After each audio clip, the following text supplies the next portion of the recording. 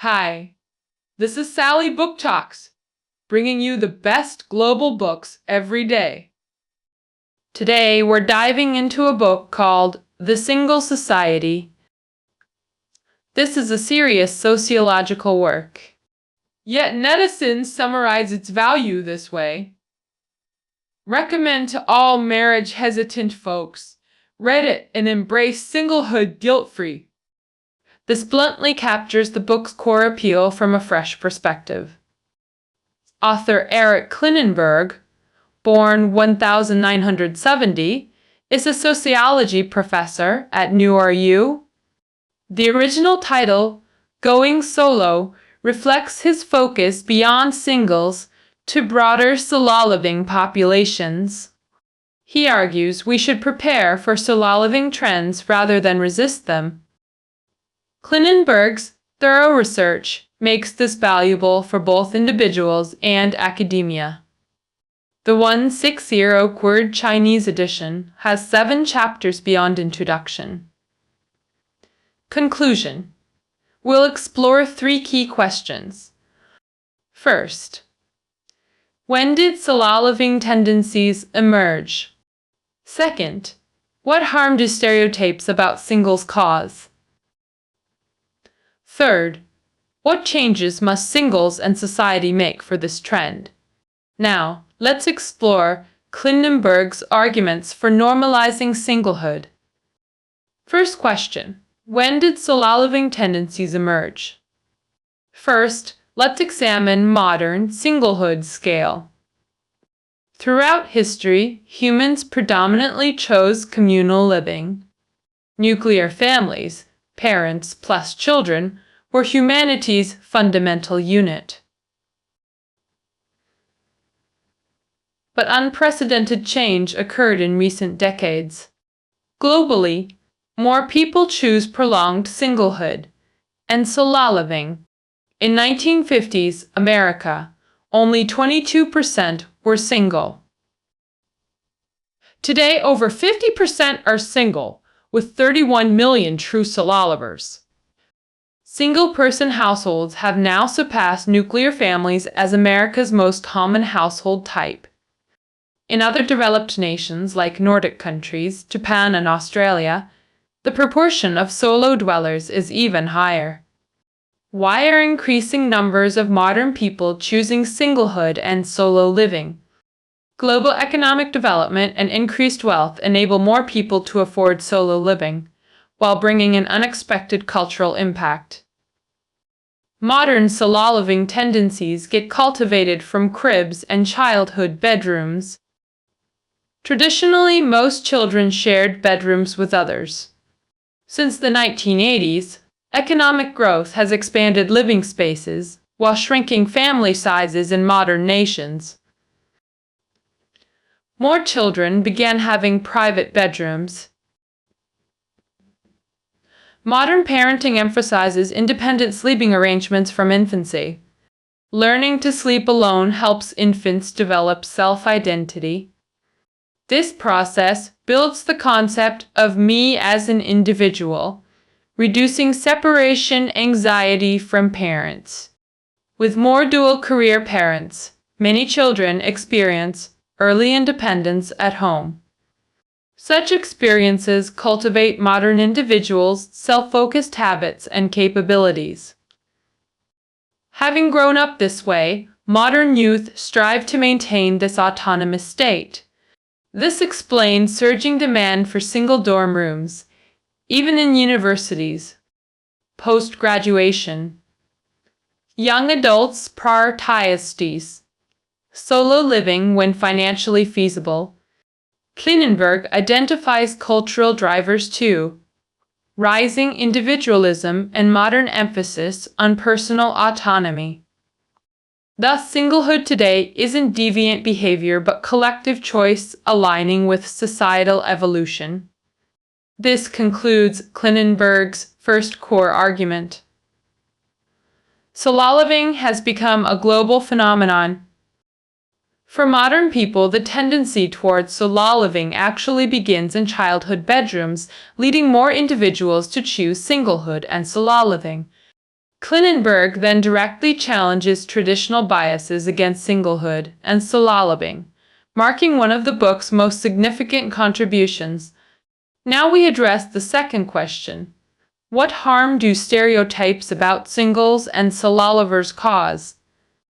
Traditional views are prejudiced against singlehood and soaring, seeing them as transitional phases to end quickly, equating long-term solitude with severe mental, physical issues.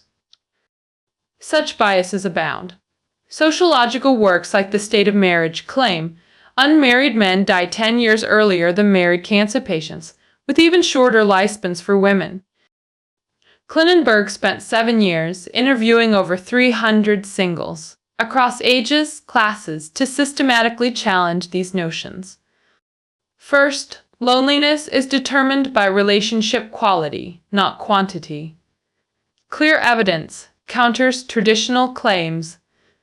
Never married individuals experience similar happiness levels to married counterparts. They're even happier and less lonely than widowed or divorced people.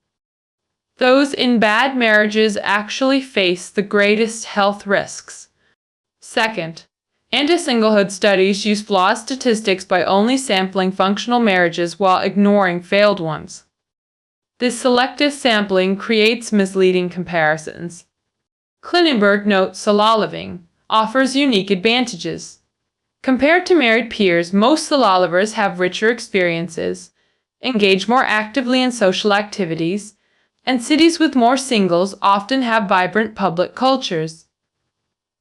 In today's media-saturated and highly connected society, solo living helps people better understand themselves while appreciating companionship and life's purpose. So what harm do stereotypes about singlehood and solo living actually cause? Klinenberg argues these biases hinder social development, like cities lacking single-friendly apartments, safety measures, and proper infrastructure. Failure to address these issues will hamper urban development. Montgomery, Alabama already paid the price for excluding soaringers. As creative classes left due to poor living conditions, the city faced falling housing prices and tax revenues. This concludes the second argument. Biases against singlehood aren't just wrong, but harmful. How should society effectively address solo living challenges? This brings us to the third question. What changes must individuals and society make? As singlehood becomes prevalent, what should individuals and society do? Klinenberg's advice for individuals: be social while single. First step: build family-like friend circles. Solo living doesn't mean isolation. Healthy single life requires active social engagement. Singles should pursue socially oriented lifestyles beyond dating-focused events, creating chosen family networks. This proves invaluable for soaringers. These circles can include family, close friends, fellow singles, and members of interest-based communities. Such networks maintain fulfilling social lives and provide crucial support during needs like illness. Of course, it also makes you feel needed and accepted. The second step: build cultural acceptance of singlehood. Cultural identity means understanding one's essence and social characteristics. In sociological terms, cultural identity is crucial for understanding our place in society. Establishing cultural acceptance helps singles embrace their lifestyle confidently. Many singles face systemic biases, being first choice for overtime mortgage, discrimination against single women, exclusion from family-oriented events. Thus, more singles unite to combat societal pressures while educating non-singles. Pioneers like Sasha Kagan created Choosing Singlehood website, rebranding Valentine's Day as International Seamless Day. Celebrations since 2003 now span 40 countries across 4 continents. The Unmarried America Project provides resources on workplace discrimination, real estate barriers, and legal challenges. Publications like Solo Living magazine redefine single lifestyles as positive and fashionable. Society must remove obstacles through policies. Housing for singles, special care for single women, elderly. Urban design should prioritize walkable neighborhoods, compact apartments, efficient transit, and vibrant public spaces for solo dwellers.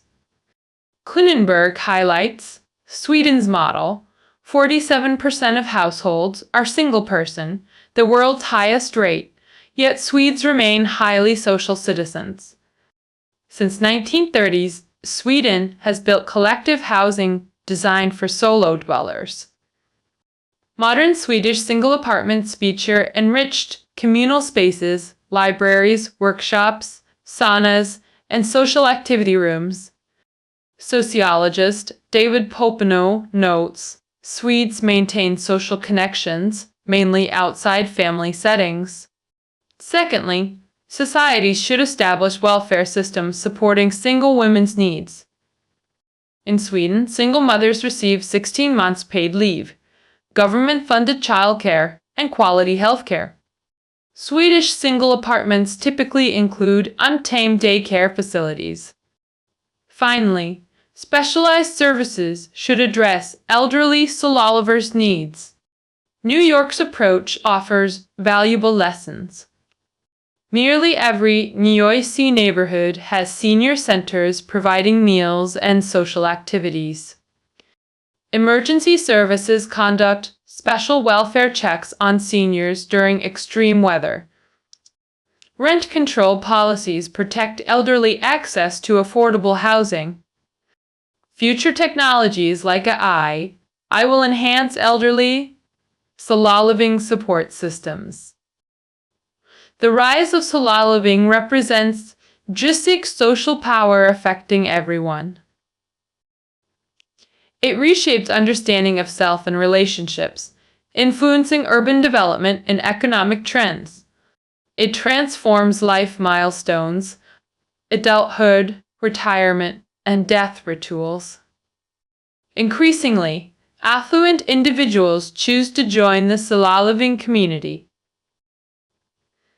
To summarize the third perspective, Kunenberg argues both individuals and society should proactively support different age groups of singles, sololivers for overall social progress. Finally, let's recap key arguments from Going Solo. First, solo living has become a global phenomenon. Modern solo living tendencies originate from childhood bedroom culture. Second, solo living doesn't equal loneliness. Biases are harmful misconceptions.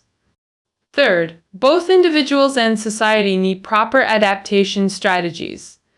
Embrace singlehood by creating supportive systems across all life stages.